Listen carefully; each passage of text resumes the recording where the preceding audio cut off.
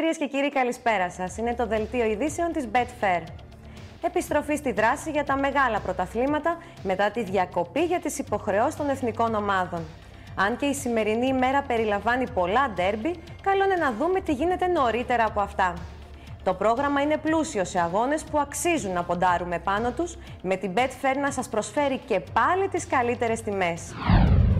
Η αναμέτρηση που ξεχωρίζει σήμερα το μεσημέρι είναι το Manchester City Newcastle για την Αγγλική Premier League.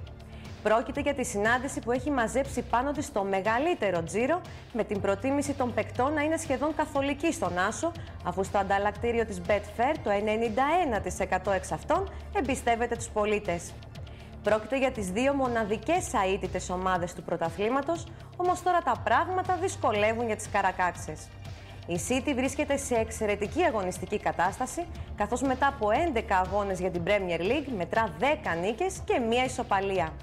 Εντός έδρας έχει το απόλυτο σε 5 αγώνες, έχοντας σκοράρει 16 φορές, ενώ έχει μόλις 2 γκολ στο παθητικό της. Οι φιλοξενούμενοι από την άλλη ελπίζουν σε χαλάρωση των γηπεδούχων, ελαίο Champions League, και στη μη συμμετοχή του φορμαρισμένου Σέρχιο Αγκουέρο, ο οποίος ενδέχεται να προφυλαχθεί για τον αγώνα με την Νάπολη. Σταθερές οι αποδόσεις, με τον άσο να προσφέρεται στην Betfair στο 1,36, την ισοπαλία στο 5,60 και το διπλό στο 11. Επιστροφή στη δράση και για το ελληνικό πρωτάθλημα. Μπορεί στο πρόγραμμα να ξεχωρίζει το μεγάλο ντέρμπι Ολυμπιακός Παναθηναϊκός, όμως αξίζει να ρίξουμε και μία ματιά στο ΑΕΚ Αστέρα Τρίπολης. Η Ένωση θέλει τη νίκη βάλσαμο απέναντι στους Αρκάδες, καθώς το μόλις ένα τρίποντο στους 6 τελευταίους της αγώνες έχει φέρει γκρίνια.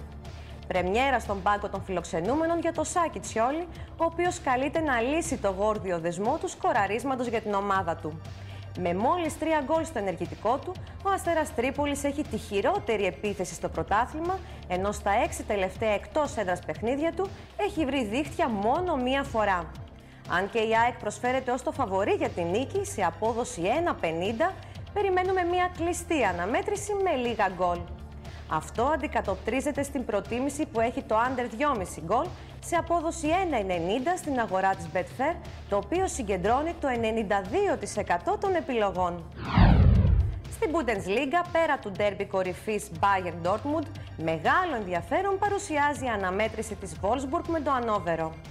Από την κίνηση στην αγορά της Betfair προκύπτει προτίμηση στον άσο, με το 58% του τζίρου να πέφτει πάνω του.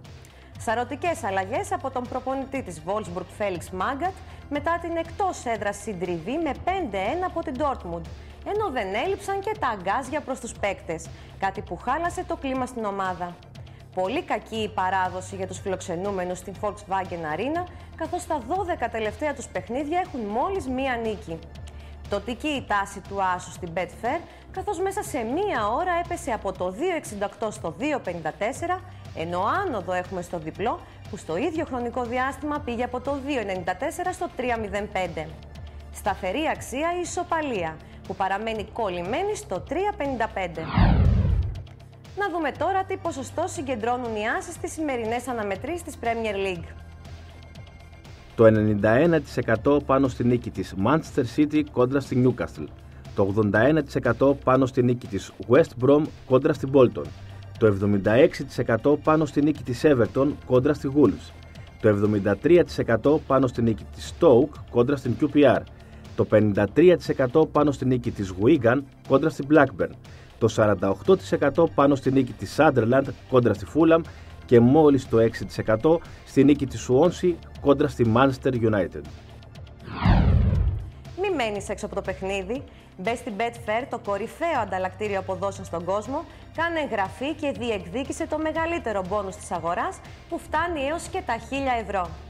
Πόνταρε στο live betting και με σύμμαχό σου το νέο όπλο του cash out, κλείδωσε τα κέρδη σου. Ήταν το δελτίο ειδήσεων της Betfair. Καλό σας μεσημέρι!